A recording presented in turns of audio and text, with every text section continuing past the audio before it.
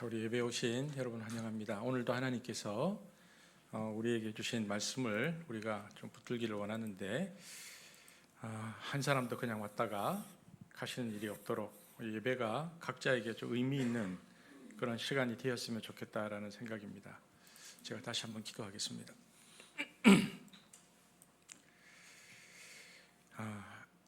하나님, 저희가 모일 때마다 하나님의 은혜를 베풀어 주시되 이 시간은 특별히 말씀을 받는 시간입니다. 성령과 말씀으로 다스리시는 주님의 거룩한 왕권이 말씀 안에 임재하도록 도와주시고 말씀을 듣고 순종하고 아멘하는 저희들 될 수 있도록 축복하여 주옵소서. 예수님 이름으로 기도합니다. 아멘. 여러분, 몇 주 전에 제가 전도서 말씀을 전했는데 오늘 두 번째 시간입니다. 허무의 바다에서 길어 올린 경외라는 제목으로 말씀을 전하겠습니다. 여러분, 몇 주 전에 들었던 전도서 말씀을 한번 복기해 보시면 좋은데, 전도서는 성서 정경 중에서도 참으로 독특하고 인간적인 그런 책입니다. 모든 것을 가졌고 모든 것을 누려보았던 노년의 솔로몬, 즉 코엘렛 전도자는 그가 그동안 해 아래에서 수고한 모든 수고와 인간의 분주함을 면밀하게 관찰합니다. 그리고 그가 길어올린 단 하나의 진실은 인생의 모든 성취와 인생의 모든 명성은 결국 헛되고 헛되며 헛되고 헛되다라는 고백입니다. 전도서 1장 2절인데 이 전도서 코엘렛의 고백이죠. 읽겠습니다. 시작. 헛되고 헛되며 헛되고 헛되니 모든 것이 헛되도다. 여러분, 무엇이 그토록 지혜로웠던 왕을 이토록 사무치는 허무 앞에 세운 것입니까? 그것은 인간의 수고가 향하는 목적지가 영혼이라는 궤도에서 이탈해 있기 때문입니다. 우리가 생을 유지하기 위해서 몰두하는 먹고 마시는 일이라든지 혹은 감각적인 즐거움이라든지 생각해 보면 그 모든 것들은 사실 이 땅이라는 제한된 시공간 속에서만 유효한 시한부의 의미들입니다. 그런데 죽음이라는 절대적인 사건 앞에서 우리의 삶을 역으로 복기해 보면 이 영혼과 맞닿지 않은 모든 성취는 결국 잡히지 않은 안개를 붙잡는 것과 별 다를 바 없다라는 코엘렛의 고백입니다. 전도자는 이 장엄한 허물을 결코 숨기려고 하지 않습니다. 오히려 강박적일 만큼 집요한 후렴구로 우리를 일깨웁니다. 헛되고 헛되며 헛되고 헛되다. 이것이야말로 전도자라는 이름을 가진 한 인격체가 자신의 생애 전체를 던져서 실험하고 증명해낸 최종 보고서입니다. 이처럼 전도서잖아요. 그러니까 삶의 도를 전수하면서 우리에게 가장 먼저 뭐라고 말하냐면 허무에 대한 정직한 대면을 요구합니다.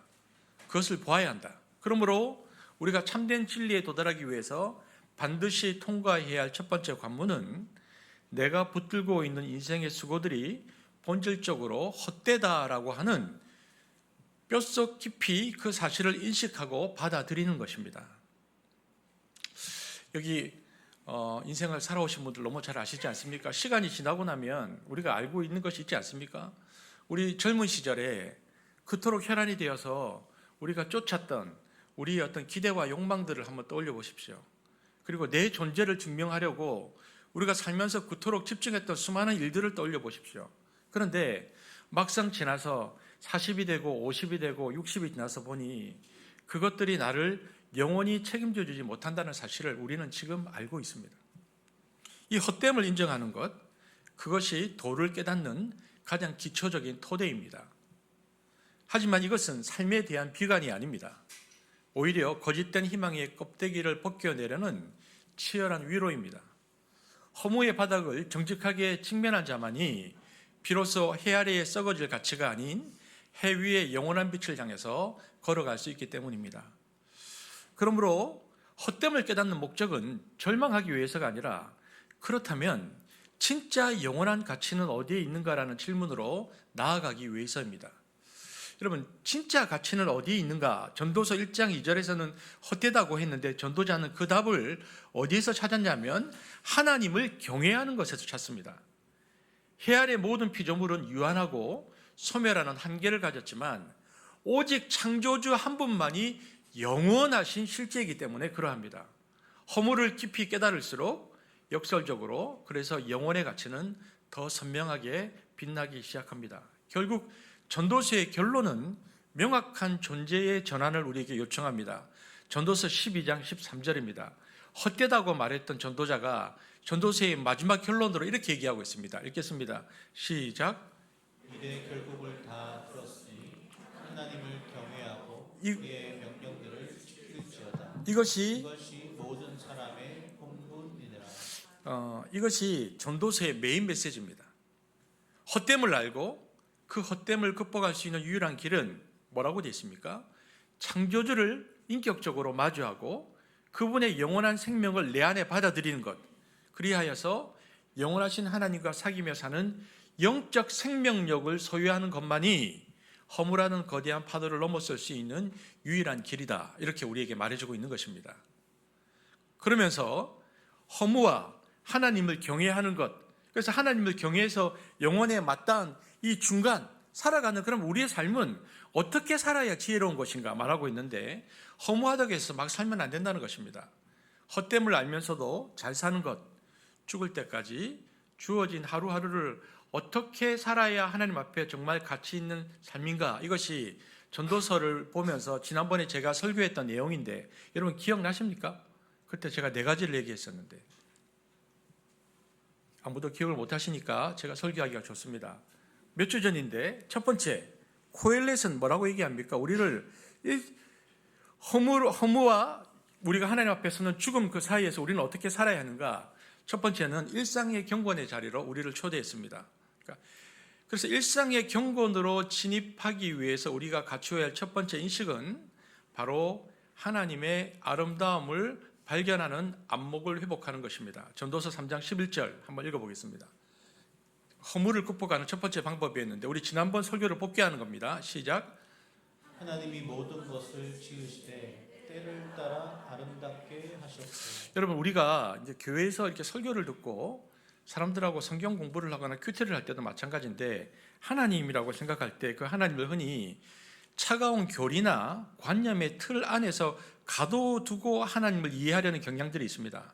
하지만 하나님께서는 당신의 신성을 그렇게 추상적으로 또 명사적으로 방치하지 않으셨습니다. 오히려 우리가 딛고 서 있는 이 대지의 풍경 속에, 그리고 우리가 무심코 지나치는 평범한 일상의 순간들 속에 당신의 아름다움을 아주 구체적으로 심어두셨습니다. 그래서 지혜자 고엘렛은 일상 속에 은폐된 하나님의 그 영광을 발견하고 그 찰나의 빛을 자신의 중심에 새길 줄 아는 거룩한 미학적 감수성을 가진 사람이 허물을 극복할 수 있다라고 우리에게 말하고 있습니다.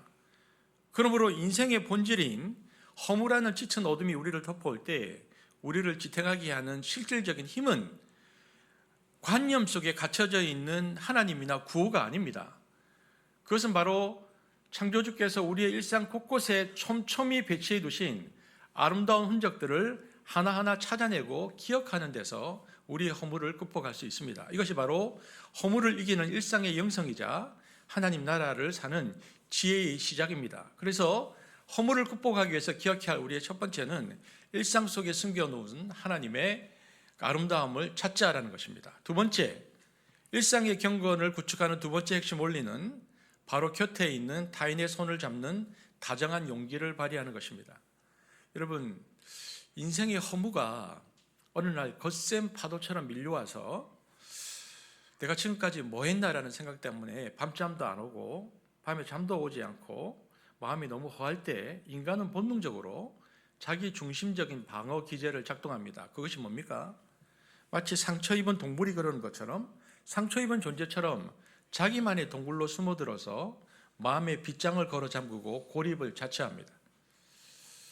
그러나 전도자는 우리의 이러한 태도를 향해서 단호하게 경고합니다. 그것은 헛된 일이다. 여러분, 우리가 숨어든 그 고립된 동굴은 안전한 피난처가 아닙니다. 오히려 그곳은 허물하는 맹수가 우리 영혼을 가장 손쉽게 사냥하는 사냥터가 되기 일쑤입니다. 그래서 전도자 코엘렛은 왜 공동체로 존재해야 하는지를 지극히 현실적이고 존재론적인 목소리로 설득합니다. 혹시 전도서 4장 10절에서 11절 말씀이 있습니까? 없습니까? 제가 읽겠습니다. 혹시 그들이 넘어지면 하나가 그 동물을 붙들어 일으키려니와 홀로 있어 넘어지고 붙들어 일으킬 자가 없는 자에게는 화가 있으리라. 또 두 사람이 함께 누우면 따뜻하거니와 한 사람이면 어찌 따뜻하랴. 무슨 말이냐면 혼자 가다가 넘어지면 누가 일으켜 주겠느냐, 그리고 혼자면 어떻게 따뜻해질 수 있겠느냐, 전도자가 이렇게 우리에게 말합니다. 그래서 허물을 이기는 위대한 지혜는 결코 홀로 도달할 수 있는 성취가 아니라는 것입니다. 그것은 내가 누군가의 곁을 지키는 신실한 공동체의 매듭이 되어지고, 동시에 나 역시 타인의 온기가 없이는 살 수 없는 연약한 존재임을 정직하게 인정하는 겸손에서 시작됩니다. 그래서 예배 후에 모여서 여러분이 함께 터에서 나누는 그 나눔들은 굉장히 귀한 것입니다. 결국 경건이란 하나님과 나 사이의 수직적 관계를 넘어서 그 관계의 진정성을 타인과의 수평적 연대 속에서 증명해내는 일입니다. 서로의 어깨를 맞대고 일상의 리듬을 함께 견뎌내는 것, 그것이 바로 허무의 파도를 넘어서는 하나님 나라 백성들의 가장 강력한 생존의 방식입니다.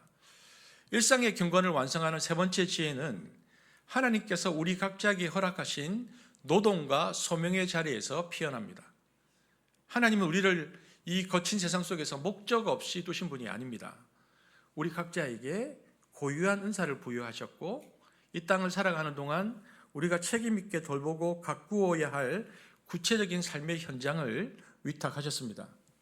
여러분, 그래서 경건은 화려한 종교적 보좌 위에서 이루어진 것이 아닙니다. 오히려 땀방울이 맺히는 우리의 치열한 일터야말로 경건이 완성되는 지점입니다.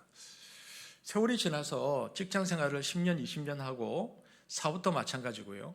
하다 보면 우리가 지치고 의미 없어 보입니다. 그러나 끝없이 반복되는 무의미한 쳇바퀴처럼 느껴지는 그 지겨운 노동이 실상은 창조주께서 나에게 맡기신 거룩한 사명임을 인식하는 순간 우리의 지루한 일터는 영혼을 일구어내는 하나님의 성소로 변모합니다. 그래서 여러분이 서 계신 그 자리가, 일터가 나와 하나님 사이의 지성소라는 것을 기억해야 합니다.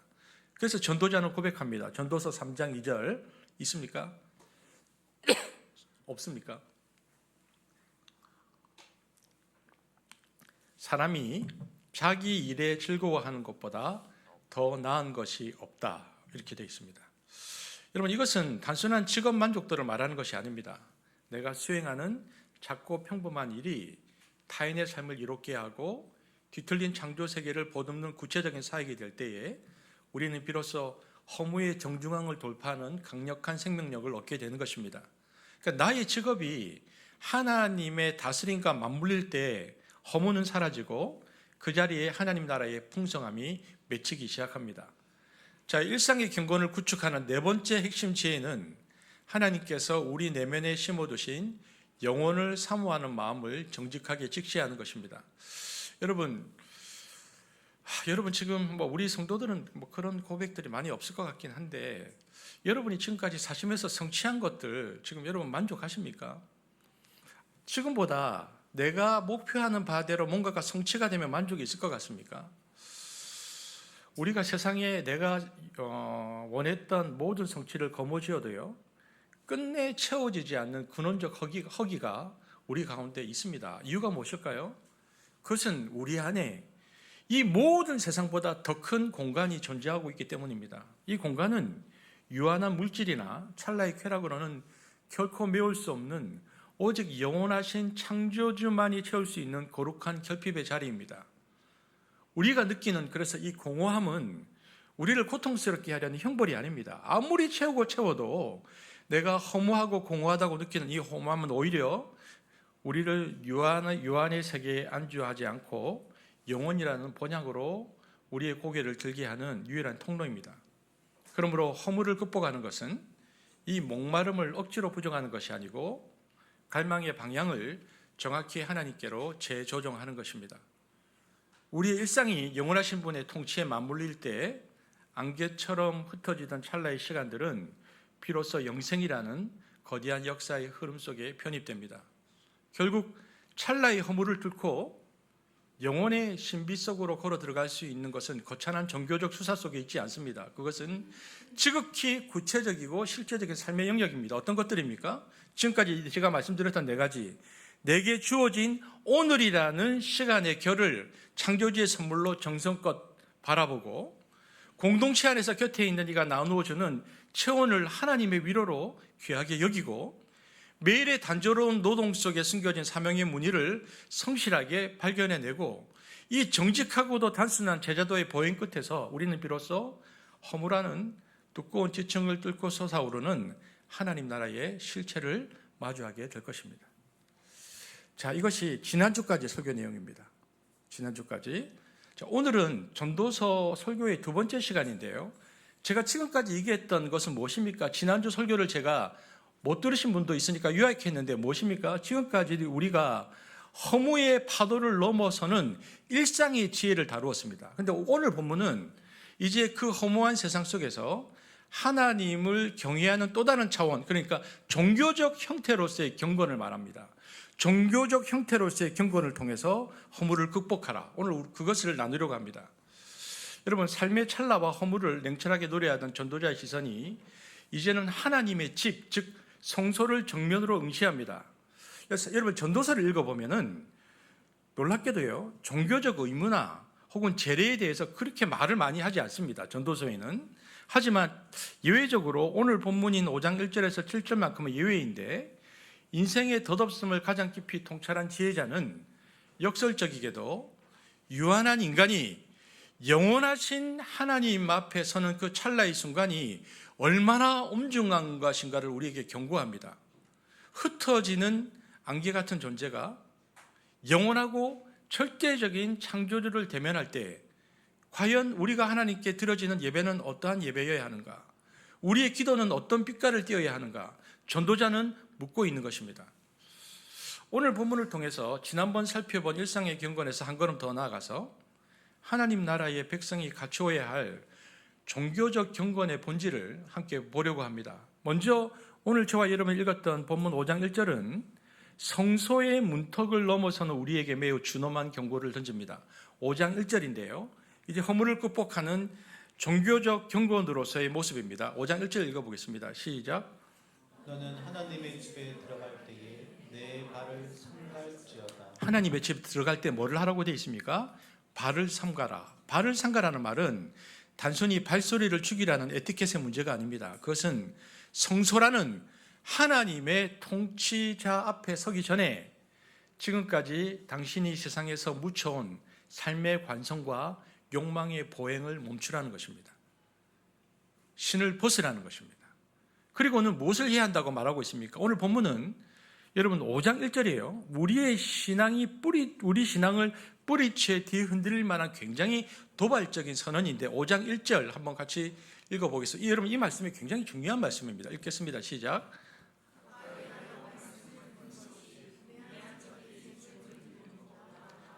이렇게 얘기합니다. 하나님의 집에 들어갈 때에 내 발, 삶의 관성과 욕망의 보행을 멈추라라고 한 다음에 구체적으로 뭐라고 하느냐면은 유한한 인간이 무한한 하나님 앞에 섰을 때 가까이 하여 말씀을 듣는 것이 우매한 자들이 제물 드리는 것보다 낫다라고 얘기합니다.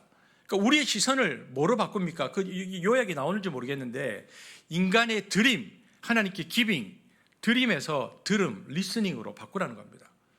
인간은 하나님께 나아갈 때에 보십시오.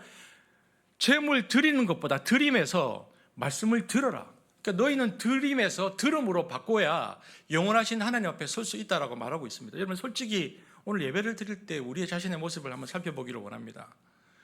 우리는 신앙을 내가 하나님께 무엇을 해드린 것이다라고 생각할 때가 많습니다. 그것이 신앙생활이라고 생각하죠.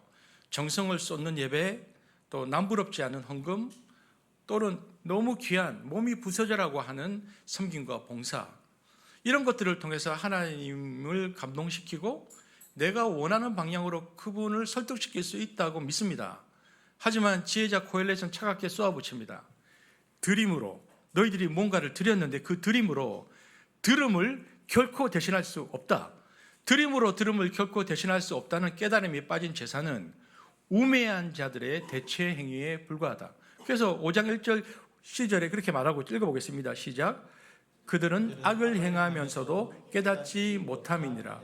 무슨 얘기냐면 내가 하나님께 들을 마음이 없고 들임으로 뭔가를 할 수 있다라는 것은 우매한 자들의 대체 행위다. 여기서 우리가 정직하게 직면해야 할 단어가 바로 종교적 대체 행위입니다. 왜 사람들은 삶 속에서는 끊임없이 악을 행하면서도 주일이면 그토록 예배에 집착할까요? 그들에게 종교는 사실 심리적 진통제에 가깝습니다. 자신의 어두운 내면을 직시하고 말씀 앞에 삶을 뜯어고치는 청종, 들음의 고통을 겪는 대신에 재물을 바쳐서 그 양심의 가책을 적당히 덮어버리는 종교적 거래를 택한 것입니다. 이런 거죠. 우리의 예배에 깊숙한 곳으로 들어가면 내가 이만큼 했으니까 하나님도 나의 이러한 문제를 좀 봐주시지 않을까라는 어떤 보상 심리가 작동해서 자신의 영혼의 감각을 조금씩 마비시켜버리는 것입니다.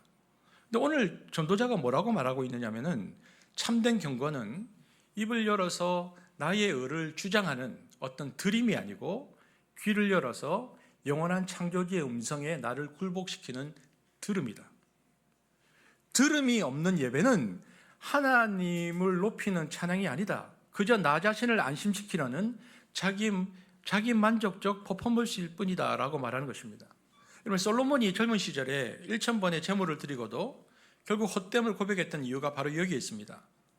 말씀으로부터 오는 깨달음이 결여된 종교 행위는 나의 죄를 가리는 커튼이 될 뿐 영혼을 변화시키는 불꽃이 되지 못한다는 것을 솔로몬은 알았습니다.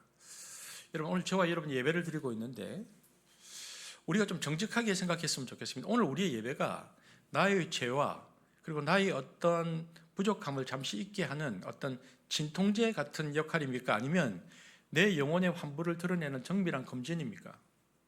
우리가 오늘 예배 시간에 구해야 할 정말 은총은 하나님께 무언가를 더 많이 바칠 수 있는 능력이 아니고 하나님의 말씀 앞에 내 전 존재가 정직하게 서는 들음의 은총입니다.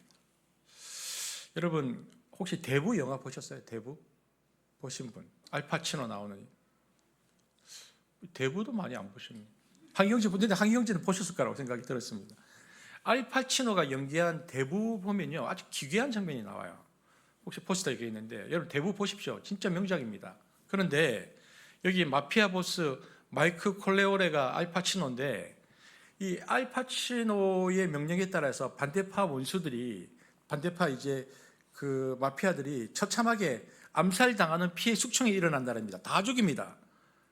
그래서 이 마이클 콜레오레 알파치노가 그렇게 명령을 내렸는데 부하들이 다른 계파 사람들을 다 죽이고 있는데 그때 그 알파치노가 어디에 있는지 아십니까? 그 시간에 부하들이 죽이고 있는 그 시간에 엄숙한 성당 안에서 갓 태어난 조카의 대부가 되어서 세례식에 참석하고 고해성사를 하고 있습니다. 그 시간에 부하들에게 명령해서 다른 파 계파들을 다 죽입니다. 이 장면이 동시에 딱 나옵니다.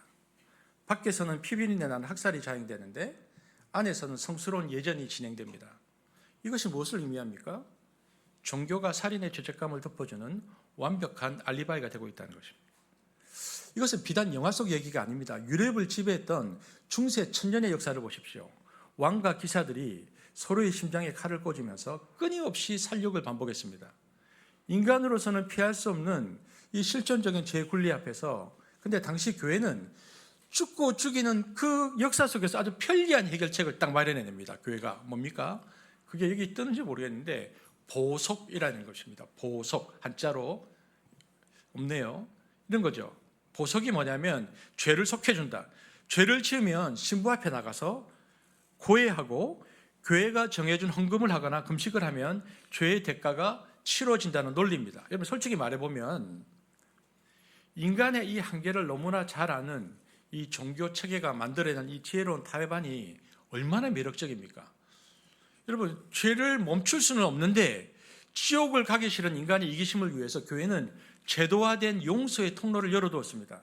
죄를 지으면서도 종교적 행위를 통해서 면죄부를 받는 이 기가 막힌 이 체제는 인간으로 하여금 양심의 가책 없이 계속해서 죄를 지을 수 있게 만드는 종교적 마약 역할을 해왔습니다. 교회가 인간의 비참한 현실과 적당하게 타협해서 만들어낸 일종의 종교 서비스입니다.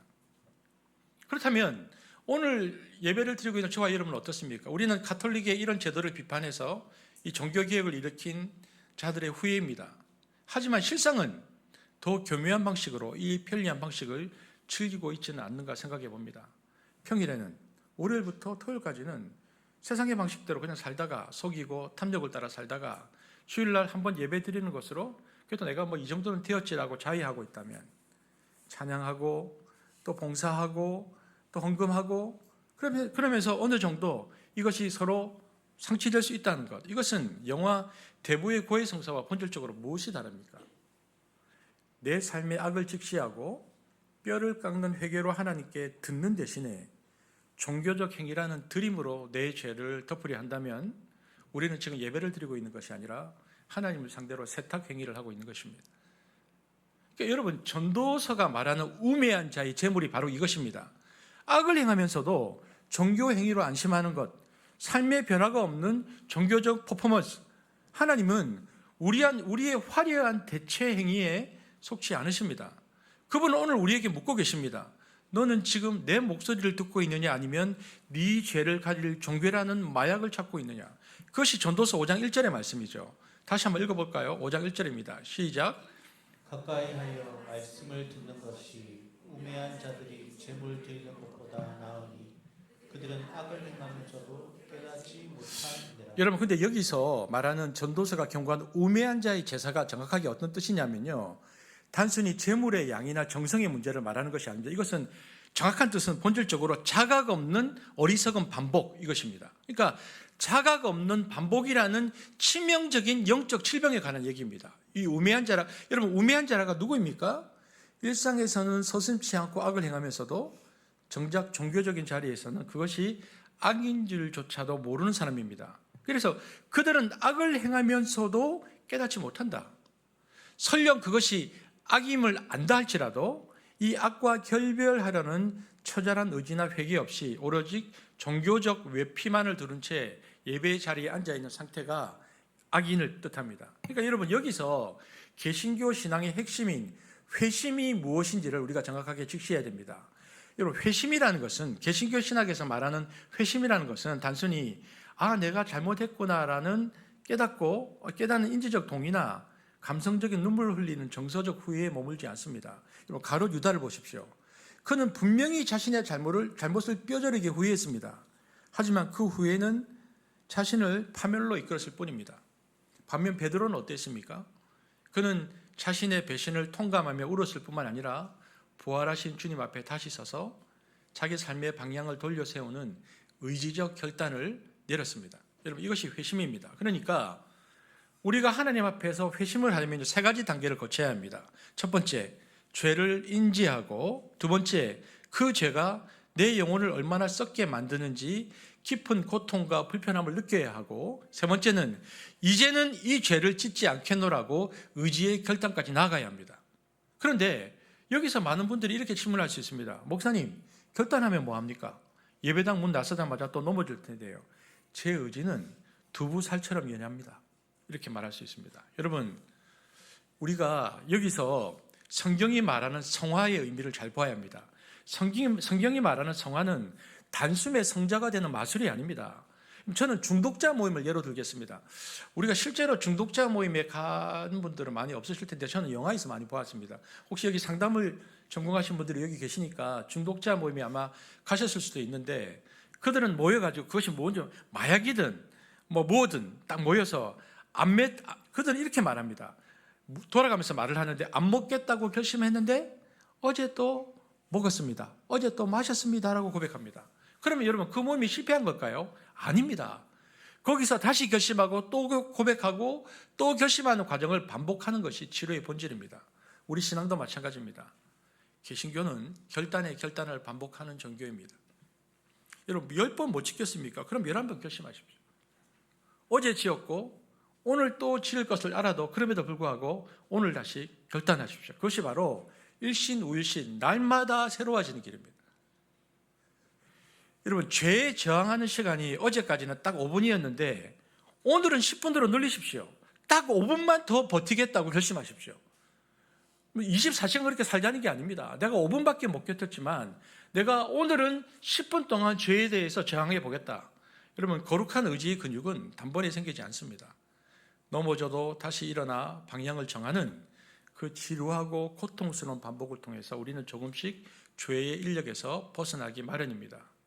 여러분, 그런데 오늘 성경 본문은 뭐라고 얘기하냐면은, 그런데 우매한 자의 예배는 이러한 죄에 대한 강박 없이 관성적으로 드린다. 이런 회개 없이 결심 없이 그냥 와서 드린다는 것입니다. 그러나 지혜로운 자의 예배는 자신의 연약함을 처절하게 인정하면서도 주님, 저는 또 넘어졌지만 다시는 죄의 종로로 타지 않겠습니다라는 의지적 저항의 결단을 담아서 드리는 예배가 지혜로운 자의 예배다라고 오늘 본문이 말해주고 있는 것입니다. 하나님은 바로 그 상한 심령과 다시 일어서려는 거룩한 안간힘을 향기로운 제물로 받으십니다. 여러분, 오늘 저와 여러분이 예배를 드리면서 우리 마음이 어떤 결단을 한다면 그 결단이 비록 내일 아침 무너질지라도 오늘 이 예배 자리에서 다시 한번 하나님 앞에서 소중한 결단을 선택하십시오. 그 반복되는 결단 속에 하나님의 영원한 생명이 우리를 조금씩 빚어 가실 것입니다. 그렇다면 문제는 죄를 깨닫는 거잖아요. 우리가 예배에 나와서 우매한 자의 예배가 되리지 않게 해서는 죄를 깨닫는 것인데 어떻게 자신의 죄를 깨달을 수 있을까요? 깨달아야 회개를 하지, 결단을 하고. 물론 도덕적 예민함이나 고도의 윤리적 의식을 가진 이들은 스스로 성찰해서 과오를 짚어낼 수도 있을지 모르겠습니다. 하지만 인간 무의식 깊은 곳에 이 따리를 틀고 있는 이 교묘한 죄, 신학적 용어로는 자기 기만이라는 이 위장막을 걷어내는 일은 인간적인 자발적인 힘만으로는 거의 불가능합니다. 내가 죄인이라는 것을 내가 어떻게 알 수 있습니까? 그래서 우리에게는 들음의 은총이 절대적으로 필요합니다. 5장 1절 다시 읽어볼까요? 내가 죄인이라는 것을 깨닫기 위해서는 그래서 들음이 아니고 들어야 된다는 것을 읽겠습니다. 시작. 가까이 하여 말씀을 듣는 것이 우매한 자들이 제물 드리는 것보다 나아. 우리가 하나님 앞에 머물러서 그분의 말씀을 경청할 때 비로소 말씀이라는 정교한 빛이 우리 내면의 어두운 구석을 비추어서 숨겨진 악의 실체를 폭로합니다. 그렇기 때문에 전도자 코엘렛은 하나님 앞에 나아갈 때에 무언가를 드리려고, 무언가를 관철시키려고 분주하게 나가지 말고 가장 먼저 네 발을 삼가라. 5장 1절 다시 읽어볼까요? 시작. 너는 하나님의 집에 들어갈 때에 내 발을 삼갈지어다. 여러분, 이 명령의 본질은 발걸음의 모양새가 아니고 그 발이, 그 인생이 지금까지 살아왔던 삶의 방향을 얘기합니다. 그러니까 이렇게 얘기하는 거죠. 하나님 앞에 서기 전에 당신의 발이 지난 한 주간 동안 누군가를 짓밟지는 않았는지, 혹은 부당한 이익을 향해서 탐욕스럽게 달려가지는 않았는지 그 궤적을 뼈아프게 응시해 보라는 것입니다. 그리고 그 발을 멈추는 자만이 비로소 자신이 지금 어디에 서 있는지를 보게 된다라고 얘기하는 것입니다. 또한 그것은 세상의 속도에 맞춰서 우리의 영혼을 하나님의 리듬으로 재설정하라는 영적 감속으로의 초대입니다. 세상의 관성대로 후다닥 제단 앞에 엎드리는 그 조급함을 멈추라는 것입니다. 준비되지 않는 보행으로 드리는 예배는 하나님과의 인격적인 조우가 아니라 그저 분주한 일상의 연속일 뿐입니다. 그러므로 우리가 예배의 자리로 나아가는 그 시간은 영적 완충지대로 삼아야 합니다. 여러분, 예를 들어서 지금 여기 차 타고 오늘 교회 오신 분 있죠. 30분 이상 차 타고 교회 오신 분, 3번에서 오신 분들도 그렇고 많이 계시죠. 그런데 보십시오. 예를 들어서 아침에 급하게 일어나서 옷을 입고 이제 화장도 하고 교회를 오는데 차 안에서 한 30분 정도 시간이 있는 거예요. 교회로 올 때. 그러면은 그 시간을 어떻게 이용할까요? 교회로 향하는 차 안에서 세상의 소음을 차단하고 보혈의 찬송에 귀를 한번 기울여 보라는 겁니다. 그 시간 동안에.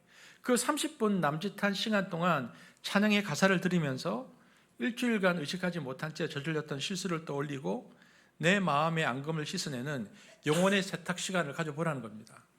이런 정돈된 침묵이야말로 발을 삼가는 가장 구체적인 제자도의 훈련입니다. 우리가 한번 생각해 봐야 되는데, 오늘 아침에 우리가 교회에 왔어요. 왔는데 오늘 아침에 여러분 교회에 와서 눈을 감잖아요.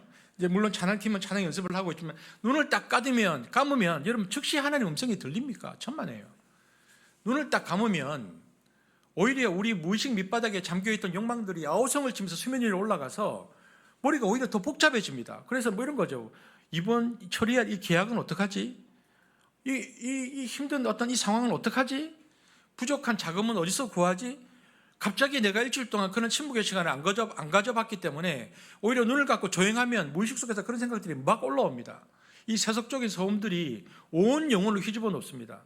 그래서 전도자가 우리에게 뭐라고 얘기하냐면은 유한한 인간이 영원하신 하나님과 이렇게 조우하려고 하면 급하게 들어가지 말라고 경고하는 겁니다. 내 안을 가득 채운 욕망의 부스러기들이 빠져나가고 내 시야를 가린 헛된 안개들이 다 흩어지기까지 우리가 인내하면서 우리의 마음을 기다리라는 겁니다.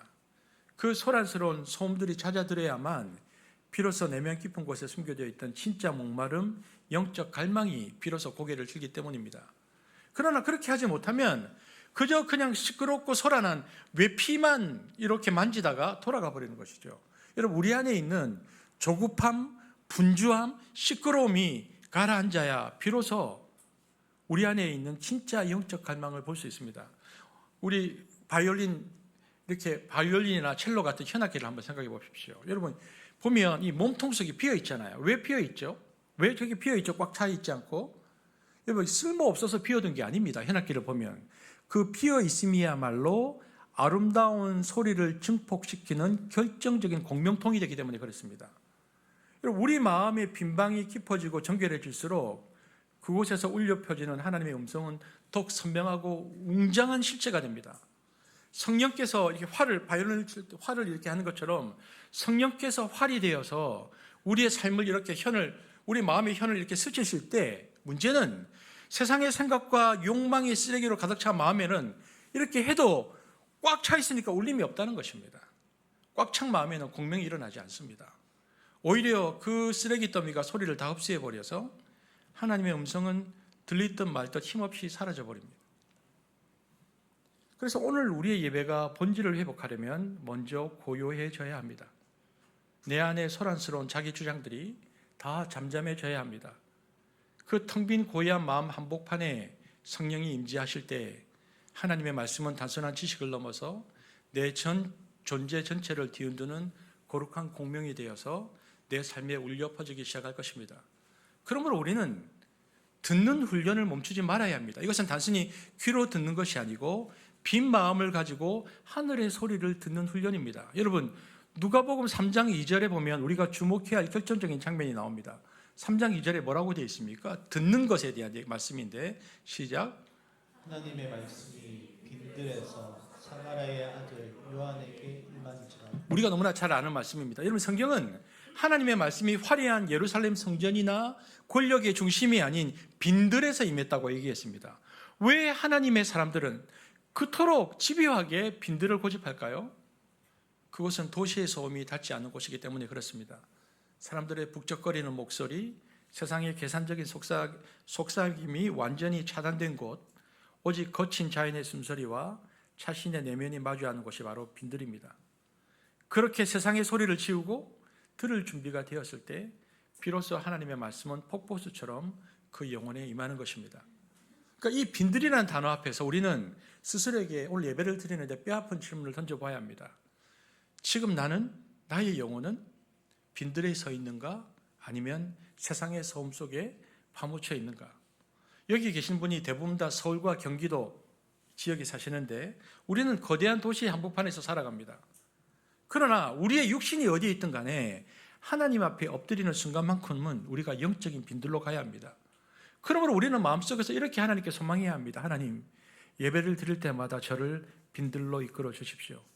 내 안에 들끓는 욕망의 소리, 타인의 시선이 만드는 소리, 도시의 화려한 유혹이 들리지 않는 그 고요한 광야로 내 영혼을 이끌어 주십시오.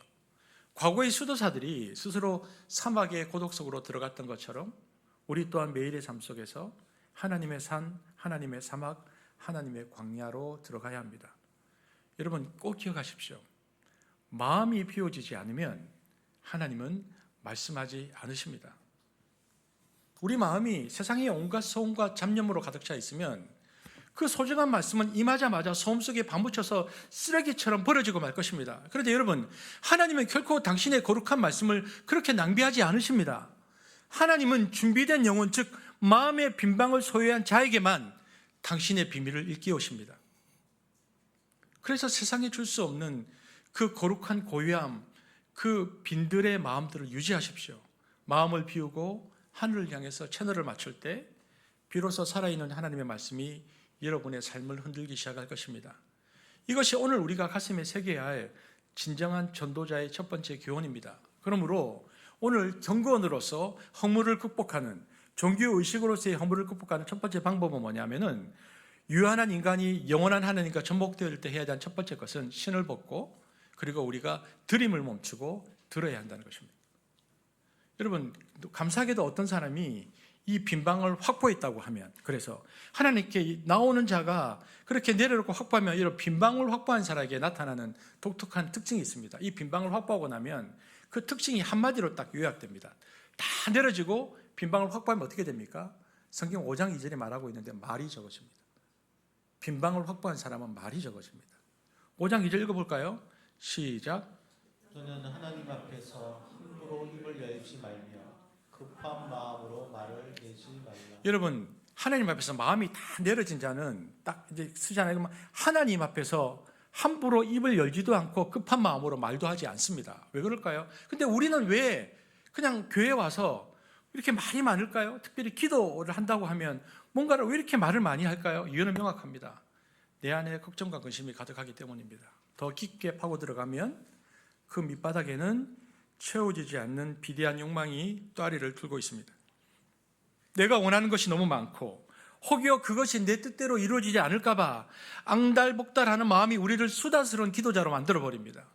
하나님을 설득하고 독촉해서라도 내 욕망을 관철시키고 싶은 조급함이 입술을 통해서 막 쏟아져 나옵니다. 왜냐하면 내가 하나님 앞에서 들을 준비가 되어 있지 않기 때문에 그냥 내 것을 쏟아내는 것이죠. 그래서 전도자는 여기서 아주 날카로운 지침을 내립니다. 함부로 입을 열지 말고 급한 마음으로 말을 내지 말라. 여기서 급하다는 것은 무엇입니까? 상황에 매몰되고 욕망에 쫓겨서 영혼의 중심을 잃어버린 상태를 말합니다. 스트레스와 괴로움에 시달려서 자기가 무슨 말을 하는지도 모른 채 감정을 배세라도 쏟아내는 기도는 하나님과의 대화라기보다는 종교적 비명에 가깝습니다. 물론 하나님은 우리의 비명도 들으십니다. 그러나 전도자가 우리를 이끄는 높은 차원의 경건은 그 자리에 머물지 않습니다. 참된 경건은 입을 열기 전에 먼저 깊게 머무는 것입니다.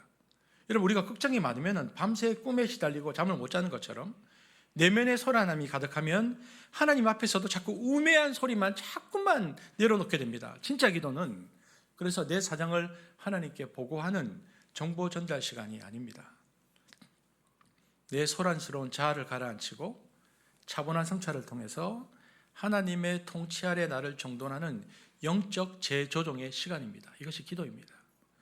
여러분, 욕망에 시달려서 헐떡거리는 그 기도를 멈추십시오.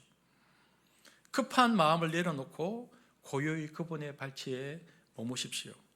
여러분, 기도의 언어가 짧아질 때 비로소 하나님의 음성은 우리의 전생애를 덮는 거대한 울림으로 다가올 것입니다. 그래서 먼저 침묵을 배워야 합니다. 오늘 주님은 우리에게, 그런데 그럼 어떻게 하면 우리가 침묵할 수 있는가? 침묵에 이르는 가장 근원적인 원리를 가르쳐주고 있습니다. 5장 2절에 이렇게 하면 침묵할 수 있다는 겁니다. 오늘 본문 5장 2절 읽어보겠습니다. 시작. 하나님은 하늘에 계시고 너는 땅에 있으니. 우리가 하나님 앞에서 쏟아내지 않고 침묵할 수 있는 방법이 여기 있는 이 짧은 문장 속에 침묵의 비밀이 숨겨져 있습니다. 우리가 침묵하지 못하는 이유는 하나님과 나 사이에 마땅히 있어야 할 거룩한 거리를 잊었기 때문입니다. 요즘은 슈퍼마켓이 많이 없죠. 다 동네에 편의점인데, 창조주 하나님을 마치 우리는 동네 무슨 슈퍼마켓에서 마주친 아저씨처럼 너무나 가깝고 가볍게 여기고 있지는 않습니까? 삶의 온갖 걱정과 근심, 정제되지 않은 욕망의 파편들을 분별 없이 쏟아내는 수다의 현장으로 그래서 기도를 전락시키지는 않습니까? 성경은 침묵을 명령하면서 그 중간에 뭘 놓냐면 하나님은 하늘에 계시고 너는 땅에 있다 라는 선언을 배치합니다. 이는 하나님과 나 사이에 압도적인 시공간적 격차를 인정하라는 것입니다. 그분과 나 사이에는 무한한 우주가 가로지르고 있고 시간의 영원성과 공간의 광대함이 존재한다는 것입니다. 그분 앞에 딱 서서 이 거대한 간극을 인간이 깊게 느끼게 되어지면 비로소 인간은 압도되어서 입을 다물게 되어 있다는 것입니다.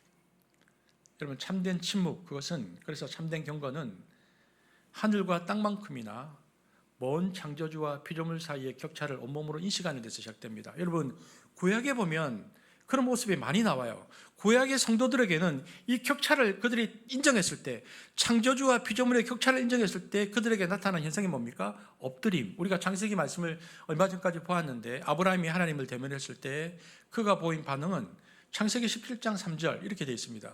그가 창조주와 자기를 인식했을 때 이렇게 반응하죠. 보겠습니다. 시작. 아브라함이 엎드렸더니 하나님이 또 그에게 말씀하여 이르시되 그는 자기의 얼굴을 차가운 땅바닥에 완전히 그냥 박아버립니다. 자신의 가장 존귀한 얼굴을 가장 낮은 자의 땅의 먼지에 맞닿게 함으로 하나님의 높으심과 자신의 낮음을 딱 고백해버리는 겁니다. 여러분, 오늘날 우리의 기도는 너무 편해졌습니다. 딱딱한 의자에 앉아서 세련된 문장으로 기도하지만 몸으로 고백하는 경외감은 사라져가고 있습니다. 예전 우리 신앙의 선배들은, 여러분 어렸을 때도 그랬을 겁니다. 예배당, 그것도 마룻바닥 맨바닥에 방석 하나 깔고 무릎을 꿇었습니다. 여러분, 우리가 금요 기도회를 한 달에 한 번 하는데 우리 8시 반에 해서 마침 10시거든요. 1시간 반 하는데, 여러분 이전 여러분 신앙생활 하실 때 진짜 철학 하신 기억 있으십니까? 진짜 교회에서 철학 기억 있으시죠? 그럼 보통 몇 시에 모여서 몇 시까지 합니까? 한 2-3시까지 하잖아요. 그러면 제가 한번 여쭤볼게요. 그때 철학할 때 정말 여러분 안 주무시고 기도 다 했습니까? 저는 이런 거죠. 이렇게 막 기도하다가 한 2-3시 되면요, 이제 불 끄고 기도하다 보면은 이게 성경책 이렇게 성경책이 있으면 막 기도하다가 성경책을 이마에 받고 이렇게 잠이 듭니다. 이렇게. 내가 자는지도 몰라. 기도하는지 자니 막 이렇게 자요. 새벽 기도하다가 그러다가, 근데 이게 생각해 보면은 이게 단순한 수면이 아니고 어떤 무의식의 심령까지 하나님의 임재가 꽉 차는 그런 시간이라고 느끼는 게, 자다가 보면 막 이렇게 침을 흘려가지고 성경 중에 침도 좀 묻고 있다가 아무도 없으니까 일어나면서 뭐라고 일어납니까? 주여 하고 일어나잖아요. 우리가 물론 이제 주위의 사람한테 내가 앉았다 뭐 이렇게 말하고 싶은 것도 있는데, 우리가 이렇게 뭡니까? 우리의 의식이 가장 먼저 돌아오면서 떠오르는 분이 그 새벽에 하나님이거든. 그러니까 자다가 주여 하고 일어나는 겁니다. 비록 자고 일어나 보니 성경책이 침으로 젖었을 망정 땅에 얼굴을 대는 겸손을 통해서 하나님과 소통하는 법을 우리는 몸으로 익히고 했거든요. 여러분, 침묵은 하나님과 나 사이의 거리를 인식하는 고통스러운 정적이 아니고 그 무한한 거리만큼이나 크신 하나님의 영광을 찬양하는 가장 낮은 자세입니다. 우리가 딱 그것을 느끼면 침묵하게 됩니다. 여러분, 중세 수도원 전통이나 오늘날 가톨릭 사제서 풀식을 보면, 저는 목사 안수를 받을 때 무릎을 꿇고 이렇게 안수를 받았거든요. 그러나 그 가톨릭 사제는 차가운 성당 바닥에 온몸을 딱 엎드리잖아요. 이게 상징적인 퍼포먼스가 아닙니다. 사제들이 바닥에 엎드린 이유는 흙에서 온 인간이 다시 흙으로 돌아가서 자신의 겸손을 온몸으로 고백하는 처절한 기도입니다. 그래서 그들은 완전한 항복으로 배를 바닥에 대고 엎드려 버립니다. 주님, 저는 본래 먼지 같은 존재입니다.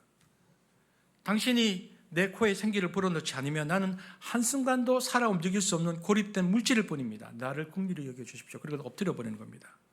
여러분, 이 전적인 엎드림 속에서 비로소 침묵이 시작됩니다. 하나님은 하늘에 계시고 나는 땅에 있다는 이 압도적인 존재론적 격차를 몸의 언어로 시인할 때에 우리 안에 소란스러운 수다와 교만의 주장들은 힘을 잃고 사라집니다. 그래서 우리는 하나님과 나 사이의 이 거룩한 시공간적 거리를 끊임없이 확보해야 합니다. 그분과 나 사이의 무한한 간극을 이해하고 그 광활한 공간 앞에 떨며 서 있을 때 비로소 그 비어있는 공간을 통해서 하나님의 음성이 들려오기 시작합니다. 이렇듯 우리가 하나님 앞에서 침묵을 훈련할 때 나타났던 이 두 번째 변화는요, 그래서 언어의 질서가 잡히는 겁니다. 말이 적어지고 말의 언어가 질서가 잡힙니다. 여러분, 침묵을 통과한 기도는요, 말이 적습니다. 이때의 적은 말은 할 말이 없어서 침묵한 것이 아니고 오직 하나님 앞에서 정밀하게 갈무리 된 언어말을 내어놓는 존재의 고백입니다. 여러분, 기억하십시오. 기도는 내 안에 있는 어떤 불안이나 조급함을 여과없이 쏟아내는 종교적 배설이 아닙니다.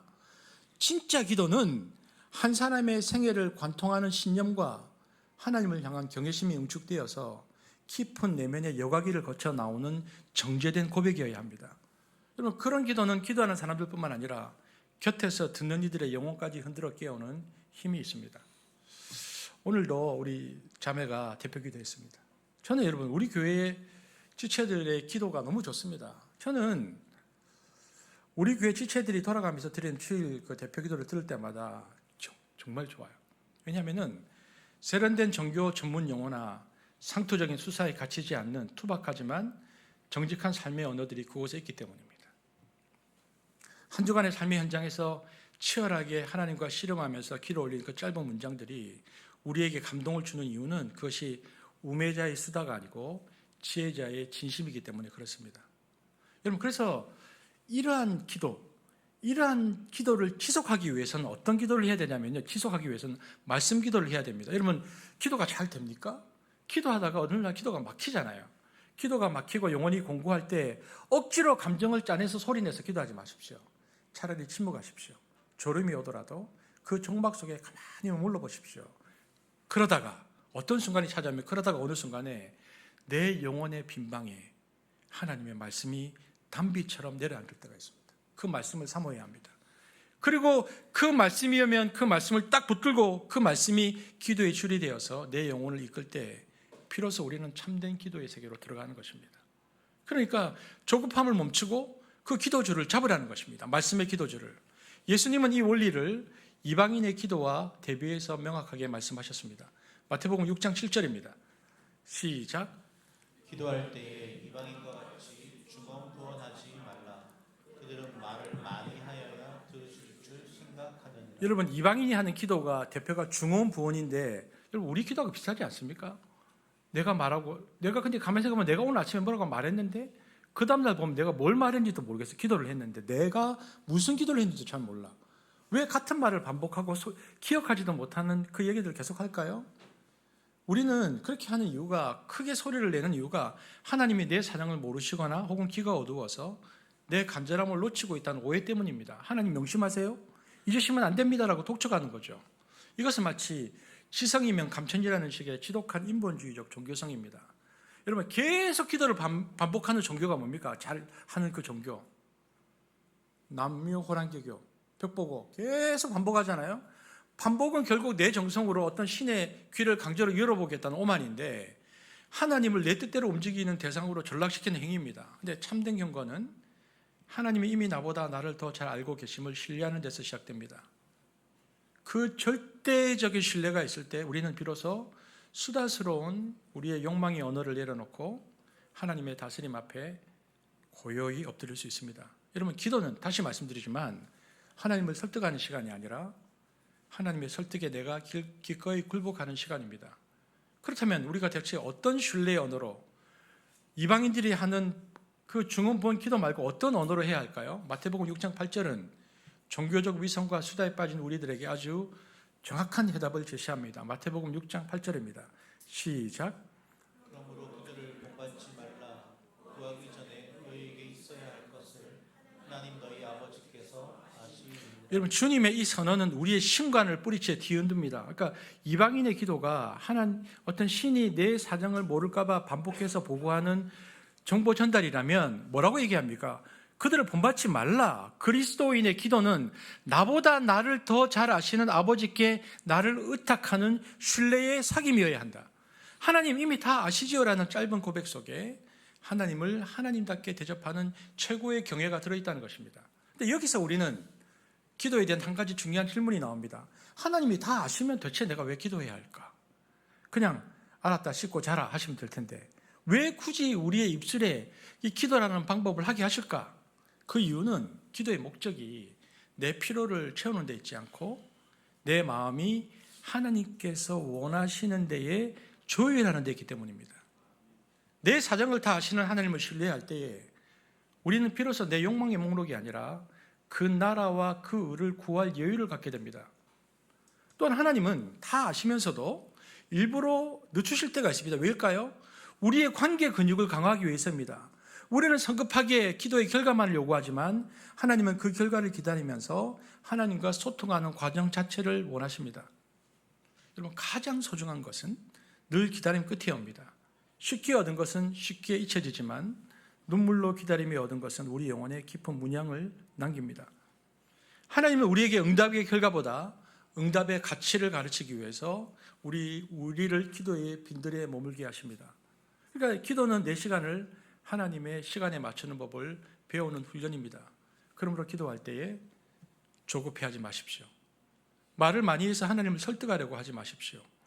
이미 다 아시는 하나님 앞에 깊이 성찰하고 하나님의 뜻과 하나님의 때를 기다리는 정직한 침묵에 힘쓰십시오.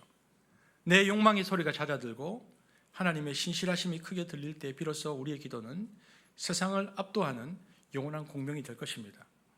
이제 전도자는 성수의 깊은 곳에서 우리를 인도해서 이제 세운 다음에 이제는 뭡니까? 침묵 다음에 우리가 어떤 말을 하게 되겠죠. 근데 말의 무게를 말하게 합니다. 이게 4절부터 7절인데 서원입니다. 우리가 하나님께 들었고 먼저 그분 앞에 침묵했다면 그 관계의 진정성은 우리가 내뱉는 말의 책임에 있다고 말하고 있습니다. 사실 전도서의 관점에서 인간의 말처럼 허무한 것이 어디 있습니까? 아침에 맹세한 그 맹세가 저녁이면 흩어지고 감동 속에 내뱉은 약속은 현실의 계산기 앞에서 안개처럼 사라지기 일쑤인데, 그러나 전도자는 그럼에도 불구하고 듣고 침묵해서 우리가 내뱉은 그 말은, 그 허무한 말이 하나님 앞에서 서원이라는 형태로 하나님께 맞닿을 때 그것은 우리 존재를 영혼의 딱 갈고리처럼 고정시키는 도구가 될 수 있다고 가르칩니다. 이게 4절부터 7절까지의 내용입니다. 그러니까 내가 하나님께 뭔가를 서원하는 것은 내 욕망을 관철시키기 위한 협상이 아닙니다. 그것은 영원하신 분 앞에 선 유한한 인간이 자신의 삶을 그분의 궤도에 고정하겠다고 고백하는 존재의 닻입니다. 하나님은 하늘에 계시고 우리는 땅에 있다는 그 압도적인 간격을 깨달은 자가 드리는 서원은 그래서 가벼운 수다가 될 수 없습니다. 그것은 내 삶의 한 부분을 잘라서 영혼의 재단에 올리는 가장 묵직한 응답입니다. 제가 여기서 궁금한 것이 한 가지 있습니다. 우리 성도들에게. 저에게는 말씀하지 않아도 됩니다. 여러분, 하나님 앞에 살다가 뭐 서원한 게 있습니까? 서원한 게 있습니까? 내가 이렇게 하겠다. 혹시 젊었을 때 감정에 너무, 그래서 저도 이렇게 이제 그 어떤 집회나 이런 데 갔을 때 너무 이렇게 감정이 고조되면 우리가 이게 헌신하고 결심하기도 하잖아요. 여러분 혹시 그런 게 있습니까? 못 지킨 서원들이 여러분 마음속에 있습니까? 오늘 전도자가 서원을 말하면서 서원의 핵심은 결코 종교적 열심의 크기가 아니고 진실성에 있다고 강조합니다. 볼까요? 5장 6절을 메시지 성경을 읽어보겠습니다. 서원에 대한 건데 우리가 내뱉은 말에 대해서 이렇게 하라는 겁니다. 시작. 내 입이 너를 범죄하게 하지 마라. 나중에 가서 아차 내 본심이 아니었습니다 하고 변명하지 마라. 여러분, 우리는 얼마나 자주 실수라는 편리한 단어 뒤에 숨습니까? 하나님 이 문제만 해결되면, 이것만 해결되면 나 이렇게 하겠습니다. 그런데 상황이 바뀌었다고, 감정이 식었다고 하나님 앞에 내뱉은 말을 안개처럼 흩어져 버립니다. 근데 전도자가 경고하죠. 어째서 하나님을 노하시기 하여 네 손으로 수고한 결과물을 망치느냐. 5장 6절 메시지로 다시 읽어보겠습니다. 시작. 어째서 하나님을 화나시게 하여 내가 공들여 이룬 일을 망치려느냐. 여러분, 그러니까 우리가 기억해야 합니다. 듣고 침묵했다가 뭔가 내가 서원해버렸잖아요, 하나님 앞에. 근데 그걸 그냥 없는 것처럼 스리슬쩍 이렇게 뒤로 밀어뒀어요. 지금 내가 분명히 그때는 하나님 이것만 해결되면 내가 이렇게 하겠습니다, 이런 말을 지키지 않는 것은 단순히 약속 하나를 어기는 것이 아닙니다. 그것은 하나님 앞에서 내 존재의 정직성을 포기하는 거라고 말하고 있습니다. 그러니까 서원을 이행한다는 것은 안개처럼 흩어지는 세월 속에서 변하지 않는 신실함의 흔적을 남기는 일입니다. 그러니까 서원을 지킨 이들은 너무나 귀하죠. 만약 그런데 우리가 경솔하게 서원했다면 벌을 받을까 두려워해서 그냥 대충 넘기는 대신에 즉시 그 경솔함까지도 하나님 앞에 나가서 정직하게 고백하고 수정하면 됩니다. 하나님께서 진정으로 원하시는 것은 완벽한 이행 그 자체보다는 하나님과 마주 앉아서 끝까지 진실을 말하는 그 한 사람의 정직한 중심성이 있기 때문에 그렇습니다. 그래서 오늘 전도자가 말하는 거죠. 듣고 침묵하고 말해서 그 말의 무게로 너의 고백이 진실함을 증명하라. 결국 오늘 전도자가 우리에게 보여주는 종교적 경건의 길은 명확합니다. 하나입니다. 하나님을 하나님께 대접하는 신비를 말합니다. 참된 경건은 성수의 문턱에서 내 욕망의 보행을 상감하면서 시작됩니다. 그리고 내 의를 주장하는 대신에 하나님의 음성을 기다리는 들음으로 깊어집니다. 그리고 하나님과 나 사이의 거룩한 간극을 온몸으로 느끼고 입술을 닫는 침묵으로 정화됩니다. 그리고 마침내 그분 앞에 내뱉은 작은 고백 하나를 끝까지 책임지려는 존재의 닻을 내림으로 완성됩니다. 사랑하는 한석교 성도 여러분, 우리의 예배가 내 죄를 잠시 잊게 하는 어떤 진통제가 되지 않게 하십시오. 오히려 우리의 예배가 내 영혼의 환부를 드러내는 정밀한 검진이 되고 무너진 삶의 궤도를 수정하는 거룩한 공명이 되게 하십시오. 우리가 하나님 앞에 머물러서 그분의 음성을 듣고 내 안에 소란스러운 소음들을 잠재우고 그분께 드린 작은 약속들을 삶으로 책임있게 살아낼 때에 허물하는 거대한 파도는 더 이상 우리를 삼키지 못할 것입니다. 오히려 그 파도는 우리를 영원이라는 하나님의 바다로 실어나르는 동력이 될 것입니다. 이 정직하고도 묵직한 경건의 보행이 여러분의 일상과 우리 교회 가운데 깊이 뿌리내기를 주님의 이름으로 축원합니다. 기도하겠습니다. 하나님 아버지 감사합니다. 일의 결국을 다 들었으니 하나님을 경외하고 그의 명령들을 지킬지어다. 이것이 모든 사람의 본분이니라 하신 말씀을 오늘 우리 영혼의 이정표로 삼습니다. 하나님을 경외하는 자로서 이 험한 삶의 파도를 지나갈 때에 일상에 숨겨주신 하나님의 선물들을 기쁘게 누리게 하옵소서. 무엇보다 껍데기만 남은 종교적 위선을 벗어버리고 말씀 앞에 정직하게 반응하는 신앙의 진정성을 회복하게 도와주옵소서. 우리 삶의 빈자리가 세상의 소음이 아닌 하나님의 거룩한 공명으로 가득 차기를 소망하고 우리 주 예수 그리스도의 이름으로 기도드립니다. 아멘.